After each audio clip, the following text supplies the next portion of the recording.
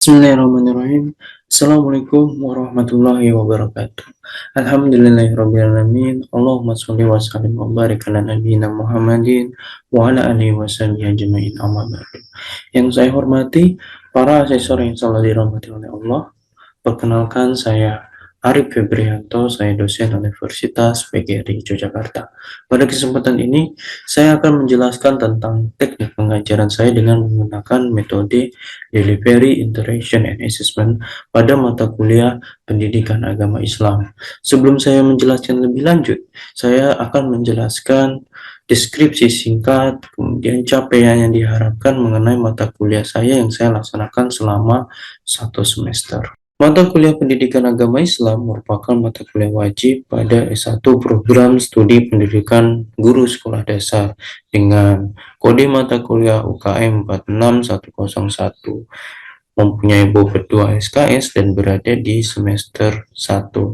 Setelah mengikuti perkuliahan ini, mahasiswa diharapkan mampu memahami keislaman secara esensial sehingga nilai-nilai Islam bisa melandasi pemikiran, sikap, dan perilakunya yang kelak tercermin dalam kehidupan sehari-hari. Untuk capaian pembelajaran yang diharapkan, yang pertama, mampu menunjukkan sikap beriman dan bertakwa kepada Tuhan Yang Maha Esa dan mampu menerapkan sikap religius di dalam kehidupan sehari-hari. Untuk capaian pembelajaran mata kuliah yang kedua, mampu menjunjung tinggi nilai kemanusiaan dalam menjalankan tugas berdasarkan agama, mampu menjunjung tinggi nilai kemanusiaan dalam menjalankan tugas berdasarkan moral, mampu menjunjung tinggi nilai kemanusiaan dalam menjalankan tugas berdasarkan etika, menunjukkan sikap penghormatan dan penghargaan sesama manusia. Untuk CPMK yang ketiga, mampu menghargai keanekaragaman budaya, mampu memahami dan menghargai keanekaragaman pandangan, mampu menghargai keanekaragaman agama, dan mampu menghargai keanekaragaman kepercayaan. Kemudian untuk CPMK yang keempat, mampu mengkaji implikasi pengembangan atau implementasi ilmu pengetahuan teknologi yang memperhatikan dan menerapkan nilai humaniora sesuai dengan keahliannya berdasarkan kaidah, tata cara, dan etika ilmiah dalam rangka menghasilkan solusi. Untuk CPMK yang terakhir, mampu menerapkan pengetahuan konseptual bidang studi pendidikan agama Islam di sekolah dasar melalui perancangan, dan pelaksanaan pembelajaran dengan metode saintifik sesuai dengan etika akademik. Untuk menunjang itu semua, bahan kajian atau materi pembelajaran yang disiapkan yaitu yang pertama, manusia dan agama, kemudian yang kedua ada agama Islam, yang ketiga tentang sumber ajaran Islam, yang keempat ada akidah, yang kelima ada syariah ibadah dan muamalah, keenam ada akhlak, ketujuh ada takwa, kedelapan ilmu pengetahuan dalam Islam, kesembilan masyarakat madani, kesepuluh kerukunan antar umat beragama, dan yang 11 sejarah kebudayaan Islam.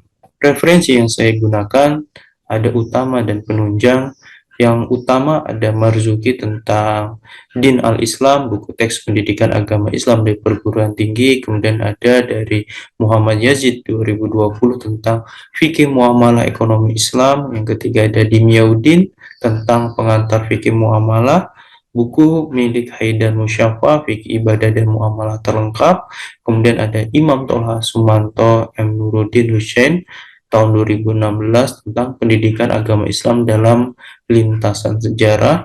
Yang keenam ada buku dari saya yaitu tentang buku ajar pendidikan agama Islam untuk perguruan tinggi yang diterbitkan dari UPI Press. Kemudian ada penunjang dan pendukung, yaitu ada yang pertama Lubis Tagor Muda 2015 buku ajar pendidikan agama Islam untuk perguruan tinggi umum. Yang kedua ada Rusya Syekh Khalid Syahid Nikmatnya Beribadah. Yang ketiga ada Matonda Husnul Anwar 2017 Islam Kafa pendidikan agama Islam untuk perguruan tinggi. Yang terakhir ada milik dari Al-Kastalani Ahmad bin Muhammad 2014 Syarah Syahih Bukhari. Kemudian media yang saya gunakan yaitu ada Google Classroom, Zoom Meeting, serta offline.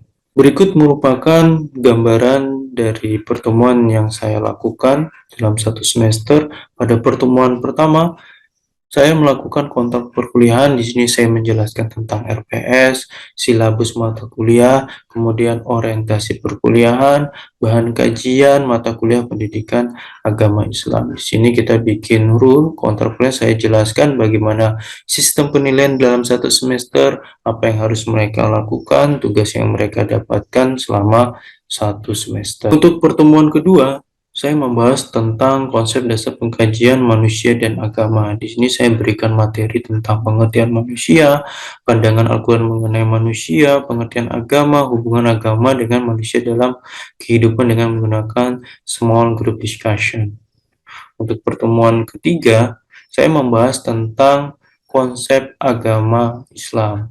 Untuk pertemuan berikutnya, saya membahas tentang sumber ajaran Islam. Di sini mahasiswa juga melakukan presentasi yang sudah dibagi kelompoknya pada pertemuan pertama menggunakan based learning problem, presentasi, dan pada pertemuan ke-8 saya membahas konsep syariah ibadah dan muamalah, kemudian yang ke-9 memahami konsep akhlak, kemudian pada pertemuan 10 tentang konsep takwa, yang ke-11 ilmu pengetahuan dalam Islam, dilanjutkan dengan masyarakat madani. Setelah itu di pertemuan ke-14 tentang kerukunan antar umat beragama, dan yang terakhir tentang konsep sejarah kebudayaan Islam. Ini merupakan rencana tugas mahasiswa, ada tentang kuis, ikut format penilaiannya, kemudian ada kriteria penilaiannya ketika mengerjakan, dan ini merupakan rencana tugas mahasiswa yang kedua, yaitu membuat makalah dan presentasi. Ini merupakan deskripsi tugas dan metode pengerjaan tugas, dan ada bentuk dan format luaran yang diharapkan. Berikut kriteria dan bobot penilaiannya, serta pola penilaian dan kompetensi dengan untuk soalnya. Bapak Ibu asesor bisa melihat di dokumen yang saya lampirkan. Berikut cuplikan pengajaran saya menggunakan Zoom yang saya lakukan pada pertemuan kedua. Baik, kita mulai. Bismillahirrahmanirrahim. Assalamualaikum warahmatullahi wabarakatuh. Waalaikumsalam warahmatullahi wabarakatuh.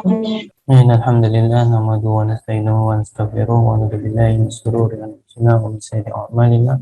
Wa yahdihillahu fala mudilla lahu wa may yudlil fala hadiya lahu. Asyhadu an la ilaha illallah wahdahu la syarika lahu. Asyhadu anna Muhammadan abduhu wa rasuluh. Allahumma shalli wa sallim wa barik ala nabiyyina Muhammadin wa ala alihi wa sahbihi ajma'in. Alhamdulillahirabbil alamin. Pada kesempatan pagi kali ini kita masih bertemu dalam keadaan sehat walafiat dan akan melaksanakan pembelajaran pendidikan agama Islam. Sebelum itu mari kita berdoa terlebih dahulu. Bismillahirrahmanirrahim. Raditu billahi robba wa bi islami dina wa bi muhammadin nabi wa rasul. Rabbi zidni ilman wa rujudni fahman. Allahumma faqihu fid din wa alimhu ta'bina. Rabbi habli minas sholihin. Amin amin ya rabbal alamin. Baik teman-teman yang insyaallah dirahmati oleh Allah, pada kesempatan kali ini kita akan membahas tentang manusia dan agama. Tentang manusia dan agama. Saya yakin kalian pasti sering dengar tentang manusia ya. SD, SMP, SMA dulu kan ciri-ciri makhluk hidup, IPS tentang makhluk sosial, kemudian waktu di pelajaran biologi tentang makhluk apa sebetulnya manusia. Ya, saya pengen tahu kalian masih ingat nggak sih pengertian manusia secara umum? Manusia itu apa? Oktina, Dwi, kira-kira manusia itu apa? Manusia adalah makhluk hidup yang paling sempurna di mata Allah. Paling sempurna. Oke, bagus. Dwi, manusia apa menurut Mbak Mif? Menurut saya, manusia adalah makhluk sosial yang membutuhkan orang lain, dan manusia itu adalah makhluk ciptaan Allah yang paling sempurna di mata Allah. Manusia itu diciptakan lebih tinggi derajatnya dari makhluk-makhluk lain, Pak. Oke, Mbak Lebih Mifta. sempurna. Makhluk sosial yang tidak bisa hidup sendiri ya. Terlalu lama hidup sendiri ya. Oke, bagus, bagus. Cara tidak langsung sudah memahami apa itu manusia secara umum ya. Manusia secara umum. Kalau kita bicara tentang manusia ini, ya ternyata di dalam Al-Quran juga ini menyebutkan tentang manusia, tapi penyebutan ini berbeda-beda. Ya. tergantung kondisinya. Ada beberapa penggunaan manusia dalam Al-Quran, tapi yang saya gunakan 3, ada Bashar, Al-Insan, dan An-Nas. Jadi kalau kata Bashar ini disebutkan sebanyak 27 kali di dalam Al-Quran, merujuk kepada pengertian manusia sebagai makhluk biologis. Contohnya bisa dibuka di surat Ali Imran ayat 47. Syarifah coba. Bismillahirrahmanirrahim. Qalat Rabbi anna yakunu li waladu walam yamsasni bashar. Qala kadzalika Allahu yakhluqu ma yasha.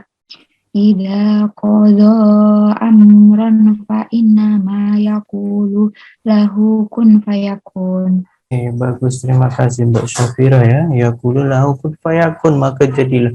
Ini penggunaan manusianya menggunakan kata Bashar ya. Ini lebih kepada ketika Maryam berkata, ya Tuhanku, ya, betapa mungkin aku mempunyai anak ya, waladun anak ya. Padahal aku belum pernah disentuh oleh seorang laki-laki pun. Jadi di sini penggunaan kata Bashar lebih kepada biologis, tentang biologis. Jadi kalau kita bicara tentang biologis, kayak manusia itu membutuhkan makan, minum, berhubungan seksual, dan lain-lain, itu biasanya menggunakan kata Bashar.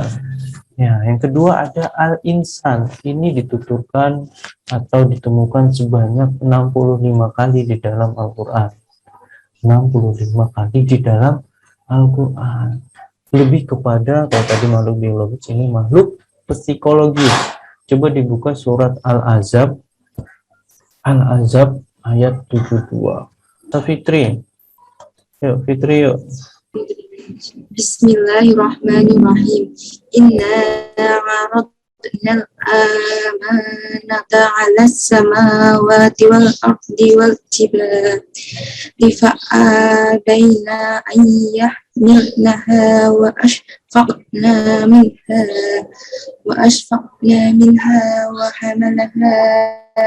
wa hamalaha al-insan innahu kana zaluman jahula. Oke, bagus, terima kasih. Ya, di situ ada innahu kana zaluman jahil. Doluman, dolim ya. Jadi menggunakan kata insan di sini tentang sifat tidak terpuji, kan ada sifat terpuji dan tidak terpuji. Bagaimana ketika manusia ini diberikan amanat itu sebenarnya kan gampangnya besar banget, berat banget. Bahkan kalau namanya Allah memberikan amanat itu kayak samawati wal ard itu ya, bumi, langit, jibal, gunung, maka semuanya tuh nggak mau memikul yang namanya amanah karena mereka khawatir akan mengkhianati. Tapi manusia ini dengan gampang, kan walaupun mereka lemah ini, menganggap amanah itu kayak ringan, kayak mudah banget. Ya innal insana, sesungguhnya manusia khuliqa, diciptakan halua, bersifat keluh kesah lagi kikir. Jadi kalau misalnya kita ada bersifat keluh kesah, ya memang kita diciptakan bersifat berkeluh kesah ya.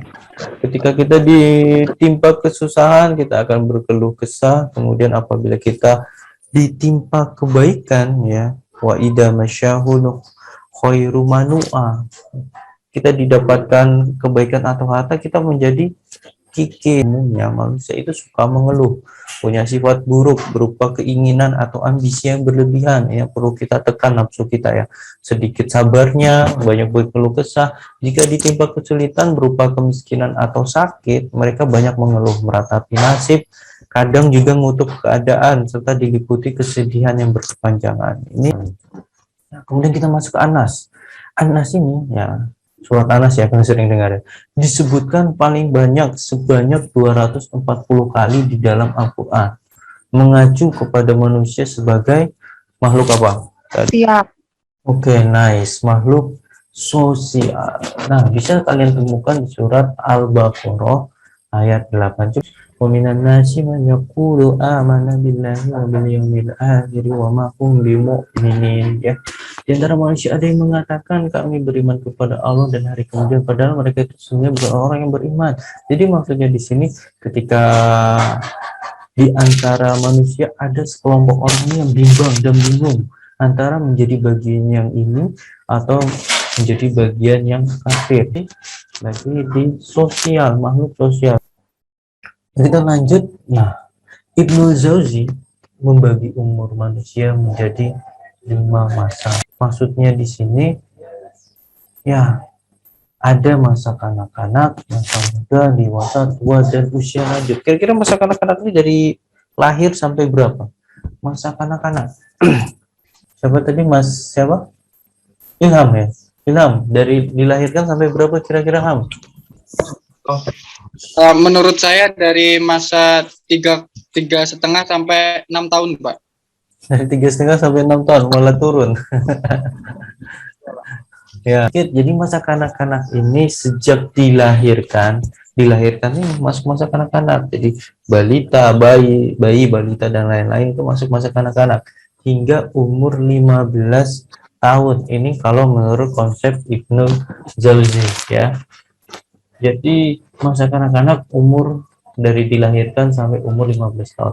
Pada masa kanak-kanak ini berlaku masa keringanan dari Allah Subhanahu wa taala, yaitu belum adanya taklif atau beban kewajiban. Kalau kalian kan sudah masuk mukallaf, ya, wajib sesuatu. Jadi atas anak-anak, kalau masih anak-anak itu masih ada taklif. Jadi mereka tidak sholat, tidak puasa, itu tidak apa-apa. Sama kewajiban syar'ah atau agama lainnya itu tidak apa-apa. Namun kalian sebagai calon orang tua, para orang tua harus menanamkan pentingnya tentang pendidikan agama Islam atau dasar-dasar dalam beribadah. Kenapa? Nanti kalian akan dipertanggungjawaban masalah pendidikan dan pemeliharaannya sampai dia balik, ya. Ketika masa muda ini kalian pernah dengar ya, kayaknya Opik atau grup yang religi itu pernah yang nyanyi rebut 5 perkara sebelum 5 perkara itu ternyata diambil dari hadis riwayat Al-Hakim. Dan Rasulullah mengingatkan kepada kita, rebutlah 5 perkara sebelum terjadi 5 perkara. Masa mudamu sebelum masa tuamu, masa sehat sebelum datang masa sakitmu, masa lapangmu sebelum tiba masa sibukmu, masa kayamu sebelum masa miskinmu, dan masa hidupmu sebelum tiba masa ajalmu, ya. Kemudian takkan bergeser kedua kaki manusia pada hari kiamat sampai selesai ditanya tentang 4 perkara. Tentang umurnya, untuk apa dihabiskan, masa mudanya, untuk apa dipergunakan, tentang hartanya, di mana dia peroleh dan apa yang dibelanjakan, tentang ilmunya, apa yang sudah diperbuat dengannya. Hadis riwayat Tirmizi. Jadi umur kita ini dihabiskan untuk apa, itu akan dipertanyakan. Apakah disia-siakan? Kemudian masa mudanya, apakah hanya untuk senang-senang saja? Kemudian hartanya diperoleh dari cara yang halal atau yang haram, yang baik dan benar atau tidak. Kemudian ilmunya, yang sebenarnya kita tak sadari ada kuncinya, kita sering dengar. Agar kita sukses, kita jaya, kita bisa mendapatkan semua cita-cita yang kalian inginkan, ada kuncinya. Kita sering dengar, yaitu di pada panggilan azan. Hayya 'alas sholat, mari kita sholat. Jawaban berikutnya apa? Hayya 'alas falah. Hayya 'alas sholat, kemudian ada jawaban hayya 'alas falah. Itu kuncinya. Ketika kita dipanggil sama yang memiliki semua, bisa kita pengen jadi karyawan yang sukses, berarti kan ada pimpinan. Bos dari pimpinan, di atas para pimpinan itu, ya ada siapa? Ada Allah SWT, ya kan? Jadi ketika kita disuruh untuk sholat dan kita menjawab seruan tersebut, kita tunaikan, berarti kita apa? Menghargai panggilan Allah SWT. Kuncinya itu, ya. Kita pengen jadi karyawan yang sukses, berarti kan ada pimpinan. Bos dari pimpinan, di atas para pimpinan itu, ya ada siapa? Ada Allah SWT, ya kan? Jadi ketika kita disuruh untuk sholat dan kita menjawab seruan tersebut, kita tunaikan, berarti kita apa? Menghargai panggilan Allah SWT. Kuncinya itu, ya. Misalnya kayak kita dipanggil dosen nih, dipanggil rektor, dipanggil siapa? Bos, pimpinan, ya. Pak Lurah, misalnya Pak Bupati, kita pasti akan sambut panggilan tersebut ya kan. Kita sambut panggilan tersebut dengan pakaian yang terbaik, pakaian yang bersih, dandannya bisa sampai sejam gitu ya, parfumnya habis setengah botol ya kan. Tapi ketika dipanggil oleh Allah SWT, mungkin yang laki-laki sampai nggak dicuci seminggu misalnya ya, kaosnya pakai kaos oblong gitu ya, kita cuma seadanya, sekedarnya saja. Padahal yang manggil raja dari semua raja, Tuhan kita ya kan. Jadi ini perlu kita garis bawahi bahwa apa yang akan menjadi kesuksesan kita itu salah satunya dengan disiplin waktu ya, dengan disiplin waktu. Pengen jadi karyawan, saya dari nol, karyawan tahapannya dari nol, pangkatnya dari bawah, dari rendah, saya pengen sampai posisi manajer paling tinggi. Saya usahakan semaksimal mungkin, seberat mungkin ya, sampai mandi keringat dan lain-lain kayak gitu. Tapi ketika saya meninggal, apakah posisi manajer atau posisi yang sudah saya usahakan dari nol itu akan menunggu saya? Tidak kan? Tidak, pasti akan langsung digantikan oleh orang lain. Kira-kira perusahaan ngapain? Ngirim bunga doang kan?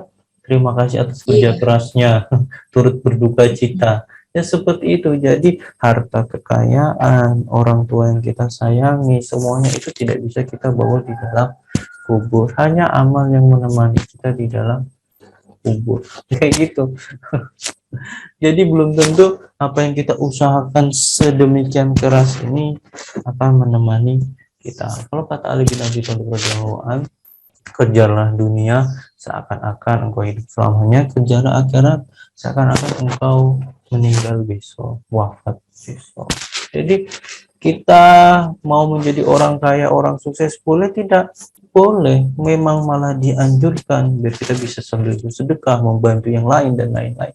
Tapi jangan sampai lupa dengan akhirat. Dunia kita kejar, akhirat tidak bakal ikut, tapi akhirat kita kejar, dunia pasti. Seperti itu ya teman-teman sekalian. Tenaga dalam yang dapat menggerakkan hidup untuk memenuhi kebutuhan. Maksudnya di sini berarti kita ini mempunyai potensi-potensi yang banyak, yang luas, yang bisa memenuhi kehidupan kita. Bukan tenaga dalam kayak Kamehameha gitu atau Rasengan gitu ya, tidak, tapi kita mempunyai potensi untuk menggerakkan hidup kita, kayak kepepet misalnya kayak gini. Ini masa pandemi, saya baca di berita itu ada ex karyawan hotel ya, kemudian di PHK, dia banting setir menjadi petani bawang merah, malah omsetnya sekarang melebihi gajinya. Jadi kan dia mempunyai potensi sebenarnya yang belum dia akses 100%, mungkin baru 5% atau 10%. Jadi misalnya kalau kalian gagal sekarang, atau mungkin besok daftar PNS belum keterima, atau mau berusaha menjadi apa belum diterima, belum jadi, itu berarti kalian belum mengeluarkan maksimal energi yang ada dalam diri kalian. Contoh, saya akan menjelaskan tentang agama. Agama ini berasal dari bahasa Sanskerta, artinya atau tidak, agama itu kacau. Jadi agama, aturan yang mengatur manusia agar kehidupannya menjadi teratur, terarah, itu gunanya agama secara pengertian. Ya, bisa disebut agama. Jadi pertanyaannya, hubungan agama dengan manusia dalam kehidupannya itu seperti apa? Ya, saya agama dengan kehidupan itu saling berkaitan ya Pak, karena agama itu kan yang menuntun manusia untuk menjadi lebih baik. Jadi di dalam agama itu ada aturan-aturan, dan ada di dalamnya juga terdapat ibadah-ibadah seperti sedekah, puasa dan sebagainya. Itu kan membuat manusia menjadi lebih baik. Jadi agama itu dalam kehidupan manusia itu sangat mempengaruhi dan sangat intinya ya sangat penting gitu Pak. Jadi kalau manusia tanpa agama itu ya kayak manusia nggak punya tujuan, terus dia nggak tahu apa-apa. Oke, bagus. Zalfa, bagus. Ya, teman-teman sekalian, jadi secara umum juga kalian sudah mengerti hubungan agama dengan manusia dalam kehidupan. Jadi memang ini kayak tadi yang dikatakan berkesinambungan ya. tidak bisa dipisahkan antara agama dan kehidupan kita sebagai manusia. Jadi kita ini kayak membutuhkan yang namanya tempat bergantung. Kalau cewek ya tempat apa? Bersandar gitu ya. Tempat bersandar, tembok. Ya, jadi apa, kita mempunyai tempat untuk mengabdi, kemudian memohon ketika dalam kesulitan, untuk berdoa, memohon petunjuk kayak gitu. Kita jadi kan ada tempat di mana semua itu bisa tersalurkan. Ketika mereka misalnya mendapatkan masalah atau apa, mereka bingung mau kemana, ya enggak? Kemudian mau mengadu ke siapa, katanya nggak percaya Tuhan. Kemudian ketika mengatur dalam kehidupan sama masih dan lain, misalnya kayak mereka mau walimatul ursi atau menikahan atau mau pinjam meminjam atau jual beli dan lain-lain, itu kan mereka tidak punya aturan yang dianut. Jadi kadang sekenanya saja, sebisanya saja, seperti itu. Apakah mereka pasti orang buruk? Belum tentu, ya. Tapi mereka tidak punya sesuatu yang dijadikan pegangan, acuan, seperti itu, ya, yang mengarahkan mereka kepada kehidupan yang lebih baik. Itu jadi hubungan agama dengan manusia dalam kehidupan. Baik, ada yang mau ditanyakan? Izin bertanya Pak, tadi kan Bapak menjelaskan tentang pengertian manusia, penciptaan manusia, pembagian umur manusia, dan hakikat manusia. Saya ingin bertanya terkait dengan tujuan kita diciptakan apa ya Pak ya? Baik, bagus. Mbak Dewi ya? Oh iya, Mbak Dewi. Jadi pertanyaannya, untuk apa tujuan ciptakan manusia ya? Jadi memang pertanyaan ini pertanyaan yang sering kita dengarkan sama-sama, sering kita tahu bahwasanya banyak sekali pertanyaan-pertanyaan yang kadang muncul dalam benak kita ya, tentang pertanyaan seperti ini. Jadi tujuan kita diciptakan ya, hidup di dunia ini, wa ma khalaqtul jinna wal insa illa liya'budun, dan aku tidak menciptakan jin dan manusia melainkan supaya mereka beribadah kepadaku, di surat Az-Zariyat ayat 56.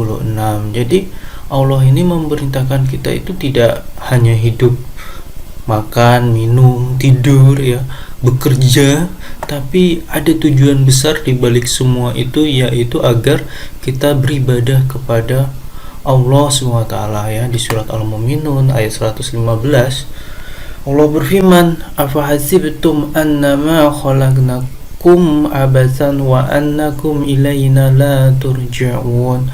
Maka apakah kamu mengira bahwa sesungguhnya kami menciptakan kamu secara main-main saja dan bahwa kamu tidak akan dikembalikan kepada kami ya. Jadi kalau Ibnul Qayyim Al-Jauziyah mengatakan, apakah kalian diciptakan tanpa ada maksud dan hikmah, tidak untuk beribadah kepada Allah dan tanpa ada balasannya. Jadi beribadah kepada Allah adalah tujuan diciptakannya jin, manusia ya, seluruh makhluk. Jadi makhluk tidak mungkin diciptakan begitu saja tanpa diperintah dan tanpa dilarang Allah ya. Allah SWT juga berfirman, ayasabul insanu an yutraka suda. Apakah manusia mengira bahwa ia akan dibiarkan begitu saja tanpa pertanggungjawaban, di surat Al-Qiyamah ayat 36. Jadi makna beribadah itu kita tidak hanya sekedar beribadah, jadi ada hakikat atau ibroh di balik beribadah itu.